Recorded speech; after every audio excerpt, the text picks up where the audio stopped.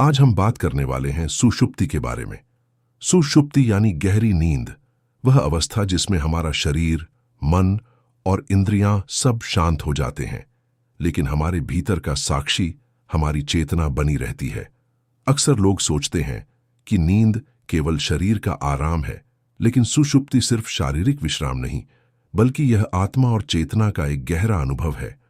जीवन की 3 अवस्थाओं में से सुषुप्ति तीसरी अवस्था है। पहली जागृत है, जिसमें हम बाहरी संसार से जुड़ते हैं और अपने विचारों, इच्छाओं और कर्मों के साथ सक्रिय रहते हैं। दूसरी स्वप्न अवस्था है, जिसमें हमारा मन अपने आंतरिक अनुभवों, स्मृतियों और कल्पनाओं में खो जाता है। और तीसरी सुषुप्ति है, जिसमें न तो कोई इच्छा रहती है, न कोई विचार और न ही कोई बाहरी अनुभव। यहाँ केवल मौन, शांति और गहन अस्तित्व का अनुभव होता है। मांडुक्य उपनिषद में सुषुप्ति को इस प्रकार परिभाषित किया गया है: यत्र सुप्तो न कंचन कामम कामयते न कंचन स्वप्नम पश्यति तत्सुषुप्तम। अर्थात वह अवस्था जिसमें कोई इच्छा नहीं करता, कोई सपना नहीं देखता, वही सुषुप्ति है। इस अवस्था में मन, बुद्धि और अहंकार सब लीन हो जाते हैं और केवल आत्मा की शुद्ध चेतना शेष रहती है। यहां कोई यह नहीं कहता कि मैं सो रहा हूं, लेकिन जब हम जागते हैं तो कहते हैं कि हमने अच्छी नींद ली। इसका अर्थ है कि वहां अनुभव करने वाला कोई सूक्ष्म साक्षी रहा होगा, जिसने नींद में भी शांति का अनुभव किया। सुषुप्ति केवल मानसिक विश्राम नहीं है, यह आत्मा का अनुभव है। जब हम सोते हैं तो हमारा मन और शरीर सक्रिय नहीं रहते, लेकिन हमारी आत्मा अपने वास्तविक स्वरूप में स्थिर रहती है। यहां आनंद और शांति का अनुभव तो होता है, पर वह अनुभव करने वाला मन नहीं होता। यह शांति आत्मा की स्थिरता को दर्शाती है। जैसे सूर्य बादलों के पीछे छिपा हो, प्रकाश का स्रोत तो वही है, लेकिन अनुभव नहीं हो रहा। उसी तरह सुषुप्ति में आत्मा अपने प्रकाश में विश्राम करती है, पर उसे जानने वाला मन अनुपस्थित रहता है। आदि शंकराचार्य ने कहा है कि सुषुप्ति में जीव ब्रह्म के साथ एक रूप हो जाता है, लेकिन अज्ञान के कारण उसे इसका ज्ञान नहीं होता। इसलिए जब हम जागते हैं तो पुनः संसार को वास्तविक मानने लगते हैं। यही कारण है कि सुषुप्ति को मोक्ष की झलक कहा गया है, पर यह पूर्ण मोक्ष नहीं है। मोक्ष तब होता है जब वही आत्मज्ञान जागृत अवस्था में भी बना रहे और व्यक्ति जान जाए कि मैं वही शुद्ध चैतन्य हूं जो तीनों अवस्थाओं, जागृत, स्वप्न और सुषुप्ति, उनसे परे है। सुषुप्ति हमें यह सिखाती है कि शांति और आनंद किसी बाहरी वस्तु में नहीं है। हम हर रात बिना किसी वस्तु, व्यक्ति या विचार के शांति का अनुभव करते हैं। इसका अर्थ है कि शांति हमारी स्वाभाविक अवस्था है। जो व्यक्ति इस सत्य को समझ लेता है, वह बाहरी सुख की खोज छोड़कर भीतर की मौन गहराई में उतरता है। यही ध्यान का आरंभ है, जब मन को सुषुप्ति जैसी शांति में लाया जाता है, लेकिन जागृत रहते हुए। योग वासिष्ठ में कहा गया है, सुषुप्ति सदृशा वृत्तिः योगिनाम समाधिरुच्यते। अर्थात योगी की समाधि वैसी ही होती है जैसी सुषुप्ति। फर्क सिर्फ इतना है कि सुषुप्ति में अज्ञान होता है और समाधि में पूर्ण ज्ञान। जब हम ध्यान में गहराई से उतरते हैं तो सुषुप्ति जैसी शांति का अनुभव होता है। वहां विचार नहीं रहते, इच्छाएं नहीं रहती, बस अस्तित्व का साक्षात्कार होता है। पर साधक को वहां सोना नहीं है, उसे जागृत रहना है, साक्षी भाव में। धीरे धीरे उसे यह समझ में आता है कि वही साक्षी तीनों अवस्थाओं में अपरिवर्तित रहता है।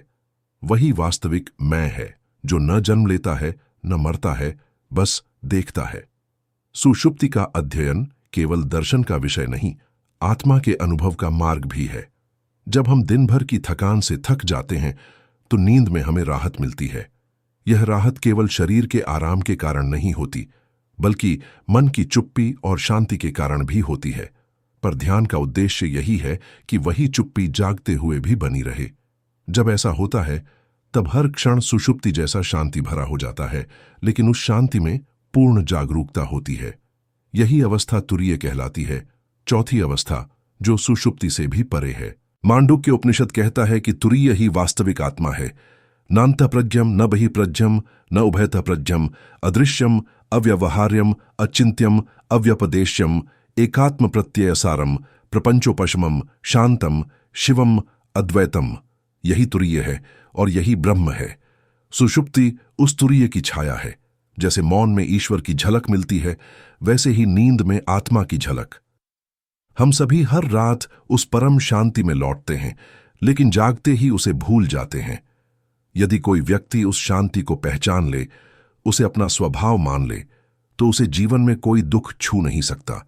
सुषुप्ति हमें प्रतिदिन यह सिखाती है कि वास्तविक सुख वस्तुओं में नहीं, मन के मौन में है। जो मन को शून्य में ले जा सके, वही सुषुप्ति का अनुभव जागृत अवस्था में कर सकता है, और वही सच्चे अर्थों में आत्मज्ञानी बनता है। सुषुप्ति में न केवल शांति होती है, बल्कि एक अद्भुत ऊर्जा का अनुभव भी होता है। यह ऊर्जा शरीर और मन की सारी थकान को समाप्त कर देती है। जब हम जागते हैं तो यह ऊर्जा हमें ताजगी और जीवन शक्ति देती है। इसलिए नींद केवल शरीर का आराम नहीं, बल्कि आत्मा की भी एक सुषुप्ति अवस्था है, जहां से हम हर दिन नए सिरे से ऊर्जा और चेतना लेकर उठते हैं। सुषुप्ति का अनुभव हमें यह भी सिखाता है कि जीवन की हर अवस्था, चाहे वह जागृत हो, स्वप्न हो या सुषुप्ति, अस्थायी है। स्थायी केवल आत्मा और उसका साक्षी स्वरूप है। जैसे नींद में हम हर सांस और विचार से मुक्त हो जाते हैं, वैसे ही जीवन के दुख, तनाव और भय भी असली नहीं है। यही कारण है कि जो व्यक्ति सुषुप्ति का गहरा अध्ययन करता है, वह जीवन में आने वाली परेशानियों से प्रभावित नहीं होता। जैसे जैसे हम इसे समझते हैं, हमें यह ज्ञात होता है कि सुषुप्ति केवल सोने की अवस्था नहीं, बल्कि एक दार्शनिक और आध्यात्मिक अनुभव भी है। यह हमें सिखाती है कि मन और इंद्रियां भले ही विश्राम की आवश्यकता महसूस करें, पर आत्मा हमेशा जागरूक और स्थिर रहती है, और यही स्थिरता जीवन में सच्ची खुशी और संतोष लाती है। सुषुप्ति हमें यह भी याद दिलाती है कि जीवन में असली आनंद और शांति बाहर नहीं, बल्कि भीतर है। हर व्यक्ति जो गहरी नींद में जाता है, वह प्रत्यक्ष रूप से शांति और आनंद का अनुभव करता है। इसी अनुभव से हम सीख सकते हैं कि जीवन का उद्देश्य बाहरी सुख नहीं, बल्कि आंतरिक शांति और चेतना की पहचान है। जब हम जागृत अवस्था में भी सुषुप्ति जैसी शांति को अनुभव करने लगते हैं, तभी हम तुरीय अवस्था की ओर बढ़ते हैं। यह तुरीय अवस्था जागृत, स्वप्न और सुषुप्ति से परे है। इसमें व्यक्ति अपने वास्तविक स्वरूप का अनुभव करता है और समझ जाता है कि आत्मा स्थायी और अविनाशी है। सुषुप्ति का अध्ययन हमें यह भी सिखाता है कि प्रत्येक क्षण कीमती है। जीवन के सभी क्षण, चाहे वे सुखद हों या दुखद, अस्थायी हैं।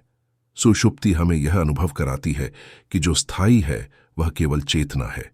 इसलिए हमें अपने जीवन में इस चेतना को पहचानना चाहिए और इसी से अपने जीवन का मार्गदर्शन करना चाहिए। सुषुप्ति हमें एक गहरी सीख देती है। हर रात जब हम सोते हैं, तब हमारा मन, शरीर और इंद्रियां शांत हो जाती है, पर आत्मा जागरूक रहती है। यदि हम इस जागरूकता को दिन में भी बनाए रख सकें, तो हम जीवन में वास्तविक शांति, संतोष और आनंद का अनुभव कर सकते हैं। यही सुषुप्ति की महानता और गहराई है। यहां तक कि आधुनिक विज्ञान भी इस तथ्य को स्वीकार करता है कि नींद केवल शरीर का आराम नहीं, बल्कि मस्तिष्क और चेतना के लिए आवश्यक है। नींद में मस्तिष्क की गतिविधियां बदलती हैं, तनाव कम होता है और हम मानसिक रूप से ताजगी महसूस करते हैं। यह वही अनुभव है जिसे उपनिषद सुषुप्ति में बताते हैं, मन का विश्राम और आत्मा की स्थिरता। सुषुप्ति हमें यह भी सिखाती है कि हम बाहरी चीजों से खुशियां खोजने की बजाय अपने भीतर के मौन और शांति को पहचानें। यदि हम जागते हुए भी सुषुप्ति जैसी शांति का अनुभव कर सकते हैं, तो जीवन का हर क्षण आनंदमय बन सकता है। यही ध्यान और योग का मूल उद्देश्य भी है। अंत में, सुषुप्ति केवल नींद नहीं, बल्कि चेतना, आत्मा और शांति का अनुभव है। यह हमें सिखाती है कि वास्तविक सुख और आनंद बाहर नहीं, बल्कि भीतर है। हम चाहे कितनी भी दौड़, इच्छाएं और सुखों की खोज करें, असली शांति केवल अपने भीतर की चेतना में ही मिलती है। इसलिए जब आप अगली बार सोएं, तो यह केवल शरीर और मन का विश्राम न समझें। यह आत्मा का विश्राम और चेतना का अनुभव भी है। यही सुषुप्ति का महत्व है और यही जीवन का गहरा रहस्य है।